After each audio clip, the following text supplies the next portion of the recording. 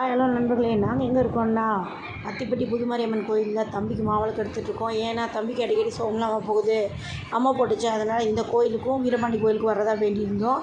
இந்த கோயிலில் வந்து மாவிளக்கு எடுத்து சாமிக்கிட்ட வேணும்னா நல்லது நடக்கும் அப்படின்றது இந்த கோயிலோட ஐதீகம். அதனால் என் பெரிய பொண்ணுக்கும் என் பையனுக்கும் மாவிளக்கு எடுத்தோம். என் பெரிய பொண்ணுக்கு மூக்குலையும் கண்லேயும் அலர்ஜி ஏற்படும், அது சரியாகணும்னு சொல்லிட்டு வேண்டிட்டு கை கால் சுகத்தை கொடுத்தாமி என் பிள்ளைகளுக்கு நீ தான் துணைன்னு சொல்லி வேண்டிட்டு மாவிளக்கு எடுத்துகிட்டு இருந்தோம். கோயில் என்ன இவ்வளோ ஃப்ரீயாக இருக்குன்னு பார்த்தீங்களா? கோயிலுக்கு கடைசி நாள் திருவிழா. கோயிலில் கொஞ்சம் கூட்டம் இல்லாமல் தான் இருந்துச்சு. நல்லா நிறுத்தி நிதானமாக சாமியை பார்த்து கும்பிட்டுட்டு என் குழந்தைங்களுக்கெல்லாம் மாவிளக்கு எடுத்துகிட்டு எனக்கு கொஞ்சம் நேரம் அந்த கோயிலில் இருக்க சாமியை பார்க்க அவ்வளோ ஆசையாக இருந்துச்சு. அதனால் கொஞ்சம் நேரம் உட்காந்து பொறுமையாக சாமிக்கு மாவிளக்கெல்லாம் எடுத்து முடிச்சுட்டு, சாமி பிள்ளைங்களுக்கும் கைகால் சுகத்தை கொடு, அவங்கள பார்க்குற அளவுக்கு எங்களுக்கு கைகால் சுகத்தை கொடுன்னு சொல்லி வேண்டிட்டு நாங்கள் எல்லோரும் வீட்டுக்கு கிளம்பிட்டோம். ஃப்ரெண்ட்ஸ், எங்கள் ஊர் கோயில் அத்திவெளி திருவிழாவுக்கு நீங்கள் வந்திருந்தீங்கன்னா இந்த வீடியோ உங்களுக்கு பிடிச்சிருந்தா லைக் பண்ணுங்கள், ஷேர் பண்ணுங்கள், கமெண்ட் பண்ணுங்கள், சப்ஸ்கிரைப் பண்ணுங்கள். ஓகே ஃப்ரெண்ட்ஸ், பாய்.